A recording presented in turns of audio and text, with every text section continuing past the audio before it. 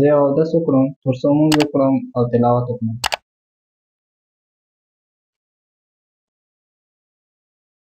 یو خبره، موږ چې وایو باید اودس وکړو، دلیل د دې چیرې ده چې باید موږ اودس وکړو؟ او بل هغه کوم اعضا د بدن دي چې ډېر مهمه دي، که چېرته د یو ویښتو په اندازې وچ پاتې شي، موږ او تاسو اودس نه کېږي. راځه دا به پوښتنه وکړم.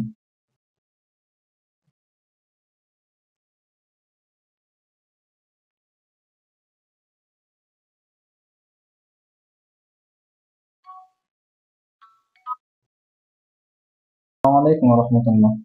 وعلیکم السلام ورحمت الله. ټول یو دوه پوښتنې وې، مهرباني وکړئ. اول دا چې دلیل چیرې ده چې باید موږ اودس وکړو، تر څو لمونځ وکړو او تلاوت وکړو؟ یا دوم دا چې هغه کوم اعضا د بدن دي چې ډېر مهمه دي، که چېرته د یو ویښتو په اندازې وچ پاتې شي، موږ اودس نه کېږي. مهرباني وکړئ دې توضیح راکړئ. صحیح ده، انشاءالله توضیح درکوم. اوس به معلوم شي چې هغه کوم اعضا د بدن دي. الحمدلله وکفا والصلاة والسلام على سيدنا ونبينا محمد المصطفى وعلى آله وأصحابه المتأدبين بالتقوى.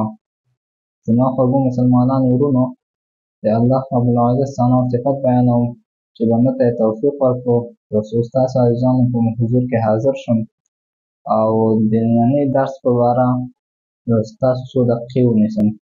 نن غواړم تاسو ته د اوداسه په باره یو څه معلومات درکړم. بعضې شیان دي چې په اوداسه کې ډېر مهمه دي او که چېرته هغه شیان نه یو شی هم پاتې شي، د موږ تاسو اودس نه صحیح کېږي.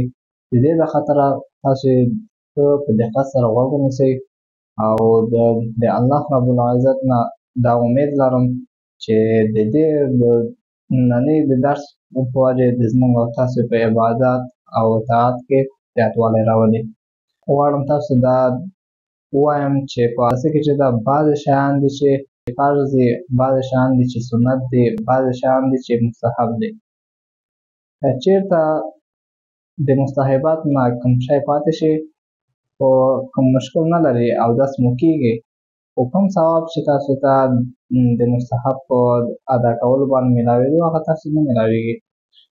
او بل دا چې سنتونه دي، په سنت باندې تاسو مثال هغه شیان چې سنت دي تاسو یې عملي کړه او تاسو یې هغه انجام کړه، نو ستاسو یې اودس هم کېږي او ثواب د سنت هم تاسو درکول کېږي. نو که چېرته تاسو مثال سنت هم پرېښودل په اوداسه کې، هغه شیان چې سنت دي هغه هم پرې نه مینځل، نو ستاسو اودس کېږي خو د هغه سنت ثواب تاسو نه میلاوېږي. او کوشش وکړئ چې حتی د سنت او مستحب تاسو اهتمام هم وکړئ چې تاسو نه پاتې نه شي، ځکه چې د موږ او تاسو په دنیوي کارونو کې کوشش کوو چې د ټول نه بهتره کار ولرو، په ژوند کې بهترینه کور موږ ولرو، په ژوند کې بهترینه موټر موږ ولرو. نو همدا رقم باید په عباداتو کې هم موږ او تاسو باید دا کوشش وکړو چې د ټول نه ښه عبادت هم موږ ولرو. نو اودس دا یو شرط ده د لمانځه د خاطره. تر څو چې زموږ اودس جوړ نه شي، زموږ اودس صحیح نه شي، موږ لمونځ نه صحیح کېږي، ځکه چې الله سبحانه وتعالی خپله په خپل کلام کې موږ او تاسو تعلیم راکوي چې موږ او تاسو باید څه رقم اودس وکړو او هغه کوم شیان دي چې مهمه دي چې باید موږ په اوداسه کې هغه حتمي انجام کړو. هغه شیان چې مهمه دي او دلیل یې موږ د قرآن نه اخلو، هغه کوم شیان دي؟ خدای په خپل په کلام کې فرمایي چې اعوذ بالله من الشیطان الرجیم یا ایها الذین آمنوا اذا قمتم الى الصلاة فاغسلوا وجوهکم وایدیکم الى المرافق وامسحوا برؤوسکم وارجلکم الى الکعبین. نو الله سبحانه وتعالی په دې آیات کې موږ تاسو دا هغه شیان چې ډېر مهمه دي او ضرور دي موږ تاسو بیانوي چې هغه څلور شیان دي چې فرض دي. که چېرته په دې څلور شیانو کې د یو شي نه هم په اندازې د یو ویښتو قدر ځای هم وچ پاتې شي، موږ تاسو اودس نه کېږي. نو بناً تاسو کوشش وکړئ د اوداسه په وخت ښه په دقت سره اودس وکړئ.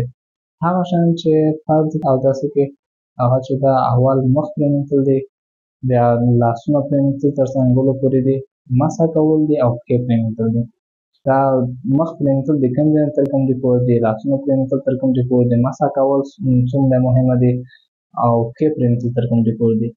مخ پرېمنځل چې دا د کوم ځای نه چې ویښته راخیژي تر زنې لاندې پورې او د یو غوږ نه نیولې تر بل غوږه پورې، دا فرض دي چې باید یو مسلمان باید حتمني پرېمنځي، په دې کې دقت وکړي تر څو د یو ویښتو په اندازه باندې هم وچ پاتې نه شي.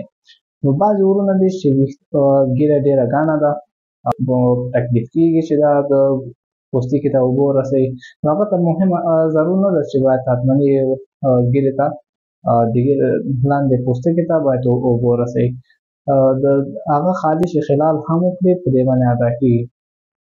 نو بعضې ورونه چې یا ږیره یې کمه ده او یا د خویندې زموږ او تاسې خویندې، نو دوی دې کوشش وکړي چې په دې د ویښتو نه نیول کوم ځای نه چې ویښته راخیژي د هغه نه تر زنې لاندې پورې او د یو غوږ نه تر بل غوږه پورې دا حصه ټوله باید پرېمنځل شي او په اندازې د یو ویښته هم وچ پاتې نه شي. نو دویمه هغه شی چې ډېر مهمه ده لاسونه پرېمنځل تر څنګلو پورې. چې کله داسې اودس کوو کوشش وکړئ چې ښه په دقت سره اودس وکړئ.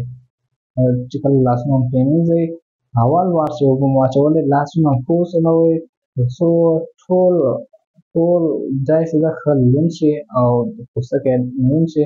بعد هغه چې دویم دفعې درېیم دفعې چې اوبه واچوئ هغه صحیح ترتیب سره صحیح طریقې سره لمدېږي او وچ نه پاتې کېږي. او که چېرته تاسې لاسونه ونه سولوئ او همداسې اوبه واچوئ که 3-4 دفعې 5 دفعې هم اوبه واچوئ تاسې پوره لاسونه نه لمدېږي. نو درېیم چې ده مسح ده. مسح چې ده د سر موږ او تاسو 4 حصې کوو. اوله حصه یې فرض ده، 3 حصې نورې سنت دي مستحب دي. نو دغه اوله حصه 1 حصه 2 حصې 3 حصې 4 حصې. دغه اوله حصه چې کله د مسح شي موږ او تاسو اودس صحیح کېږي حاجت ادا کېږي. نو داسې ټول سر موږ مسح کوو په هغه باندې سنت ادا کېږي. که چېرته یو چاته سوال پیدا شي چې په لومړي په سر باندې یا په خولۍ په سر یا د زنانو دپاره د ټیکري په سر باندې مسح صحیح کېږي او که نه کېږي، نو تاسو دقت وکړئ چې په دې لومړي په سر، خولۍ په سر او په ټیکري په سر باندې مسح نه کېږي. باید د مسح دپاره که لونګۍ لرو لونګۍ د سر نه لرې کړو مسح وکړو بعد هغه بېرته لونګۍ په سر کېږي او خولۍ هم همدغه. او زنانه هم د مثال مسح د ټیکری د شاته واچوي چې کله د مسح وکړو بېرته په سر کېږي. نو دا د فرایضو څخه ده چې باید ضروري ده چې باید حتما مسح وشي. نو څلورم چې ده پښې پرېمنځل دی تر بجلکو پورې.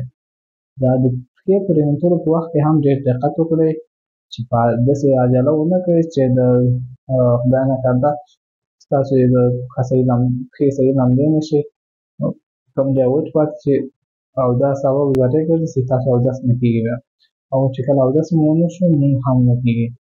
نو دا د شرایطو د لمانځنه دي، د فرایضو د لمانځنه دي، ډېر مهمه دي. تاسو کوشش وکړئ چې په دې کې ښه دقت وکړئ او صحیح طریقې سره اودس وکړئ.